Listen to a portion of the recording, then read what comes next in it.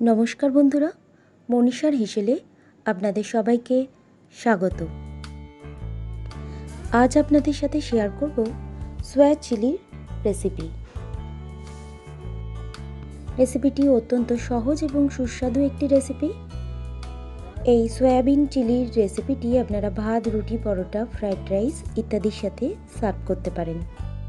রেসিপিটি বানানোর জন্য একটি বোলের মধ্যে নিয়ে নিয়েছি 2 কাপ পরিমাণ জল, তারপর স্বাদ অনুযায়ী লবণ দিয়ে ওভেনে বসিয়ে দিলাম। জলটা একটু গরম হয়ে গেলে 250 গ্রাম পরিমাণ সয়াবিন জলের মধ্যে দিয়ে দিলাম। 2 থেকে 3 মিনিট একটু বয়েল করে নেব সয়াবিনটাকে। এছাড়া রেসিপিটি বানানোর জন্য কিছুটা পরিমাণ ক্যাপসিকাম, পেঁয়াজ আর কাঁচা লঙ্কা কেটে নেব এখানে।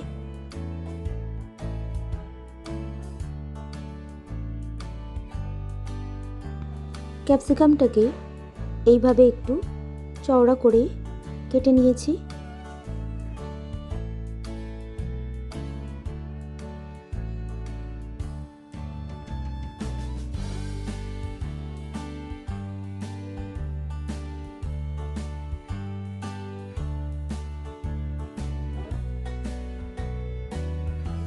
দুটি কাঁচা লঙ্কা এরপর কেটে নিলাম। কাঁচা লঙ্কা আমি এখানে সোজাভাবে না কেটে একটু বাঁকিয়ে কেটেছি।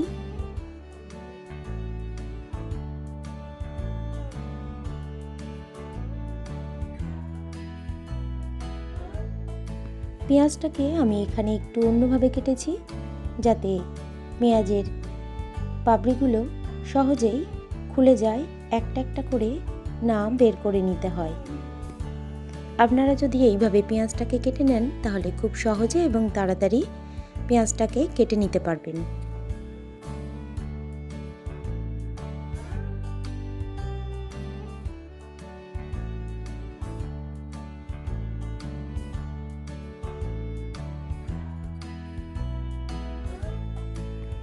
দেখুন বন্ধুরা, কত সহজেই পেঁয়াজটার পাপড়িগুলোকে আলাদা করে নিয়ে যাচ্ছে। পেঁয়াজ কাটতে কোনো সমস্যাই হচ্ছে না এখানে। পেঁয়াজের সাইজটা যেহেতু একটু বড়, সেই জন্য পেঁয়াজের পাপড়িগুলোকে এইভাবে 2 ভাগে ভাগ করে নিয়েছি ছুরির সাহায্যে। সমস্ত সবজি কাটা হয়ে গেলে একটি পাত্রের মধ্যে তুলে নিয়েছি।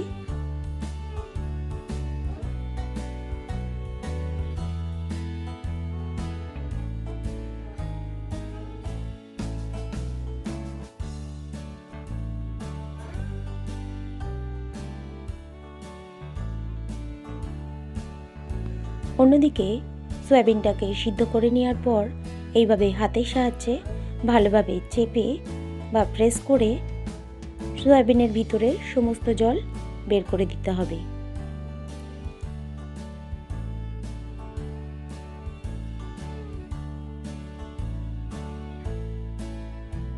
প্রেস করে নেওয়া সয়াবিনটাকে একটি কাঁচের বোলের মধ্যে নিয়ে নিয়েছি।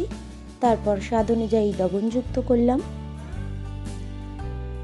1 চামচ পরিমাণ রসুন বাটা দিয়ে দিলাম, 1 চামচ পরিমাণ আদা বাটা দিয়ে দিলাম, 1 চামচ পরিমাণ কাশ্মীরি রেড চিলি পাউডার দিয়ে দিলাম। আপনারা ইচ্ছা করলে এখানে রেড চিলি পেস্টও ব্যবহার করতে পারেন। 1 চামচ পরিমাণ গোলমরিচ গুঁড়ো দিয়ে দিলাম।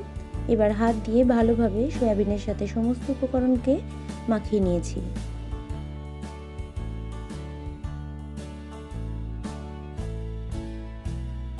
ম্যারিনেট করে রাখা সয়াবিনটাকে এরপর 10 মিনিটের জন্য রেস্টিংয়ে রেখে দিয়েছি।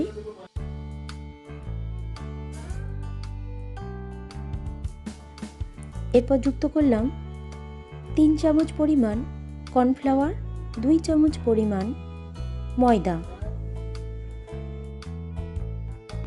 কর্নফ্লাওয়ার এবং ময়দার সাথে সয়াবিনটাকে প্রথমে চামচ দিয়ে এইভাবে মিশিয়ে নিয়েছি। তারপরে একটু নাড়িয়ে নিয়ে ভালো করে কোটিং করে নিয়েছি।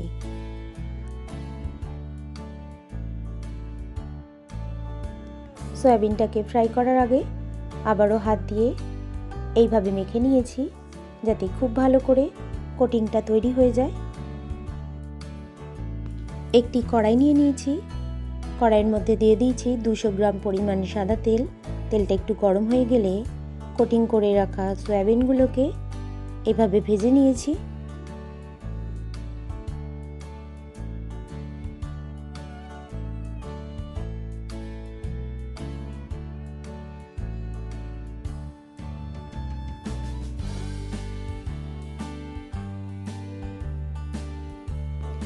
ফ্রাই করে নেওয়া এই সয়াবিন আপনারা টি টাইম স্ন্যাক্স হিসেবেও ব্যবহার করতে পারেন।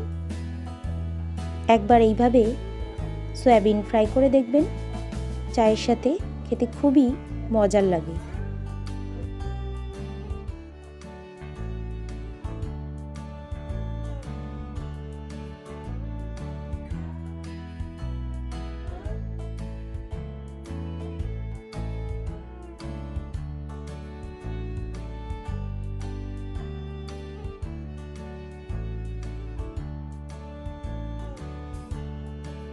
সয়াবিনটাকে ভেজে নেওয়ার পর তেল ঝরিয়ে একটি টিস্যু পেপারের উপরে রেখে দিয়েছি।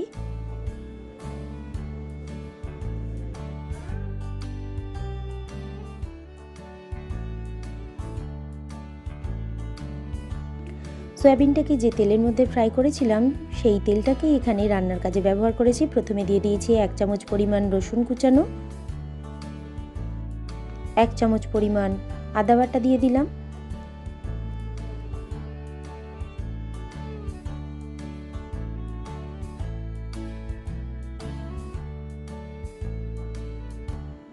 কাঁচা লঙ্কা কুচানো দিয়ে দিলাম 1 চামচ পরিমাণ, কেটে রাখা পেঁয়াজ দিয়ে দিলাম,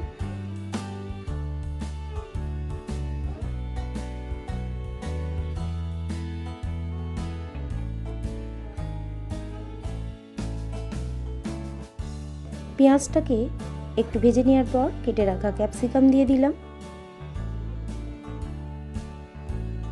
স্বাদ অনুযায়ী লবণ যুক্ত করলাম, 2 চামচ পরিমাণ ডার্ক সয়া সস দিয়ে দিলাম, ভিনিগার দিয়ে দিলাম 1 চামচ পরিমাণ, রেড চিলি সস দিয়ে দিলাম 1 চামচ পরিমাণ, টমেটো সস দিয়ে দিলাম 2 থেকে 3 চামচ পরিমাণ। সমস্ত উপকরণকে ভালোভাবে মিশিয়ে নেব। এরপর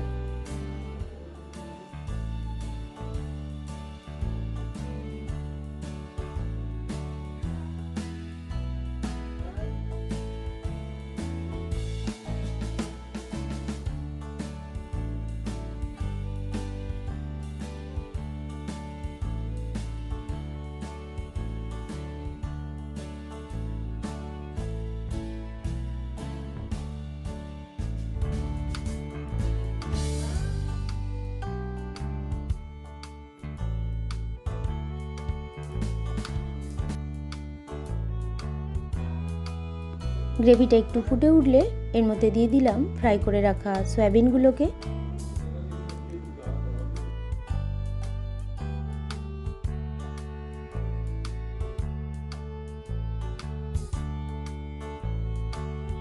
গ্রেভিটার সাথে সয়াবিনটাকে একটু কষিয়ে নেব।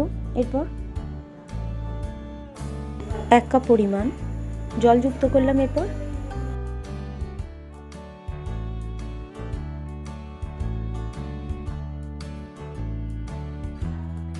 স্বাদ অনুযায়ী চিনি যুক্ত করলাম।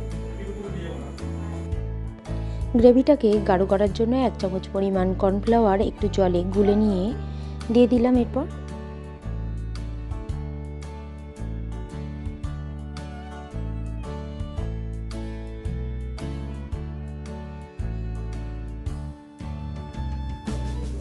দুই 3 মিনিটের জন্য একটু ফুটিয়ে নেব। এরপর গ্রেভিটাকে একটু গাঢ় করে নেওয়ার জন্য তৈরি হয়ে গেল চিলি সোয়া। পরিবেশনের জন্য একেবারে প্রস্তুত। উপর থেকে ছড়িয়ে দিলাম কিছুটা পরিমাণ সাদা তিল। আজকের এই রেসিপিটি আপনাদের যদি ভালো লেগে থাকে বন্ধুরা, তাহলে অবশ্যই একটা লাইক করবেন, কমেন্ট করবেন, শেয়ার করবেন। আর চ্যানেলে নতুন কোনো বন্ধু হয়ে থাকলে চ্যানেলটিকে সাবস্ক্রাইব করে পাশে থাকবেন। এই ধরনের রেসিপি সবার প্রথম দেখার জন্য পাশে থাকা বেল আইকনটিতে প্রেস করে রাখবেন। রেসিপিটি শেষ পর্যন্ত দেখার জন্য আপনাদের সবাইকে ধন্যবাদ। সবাই ভালো থাকবেন, সুস্থ থাকবেন।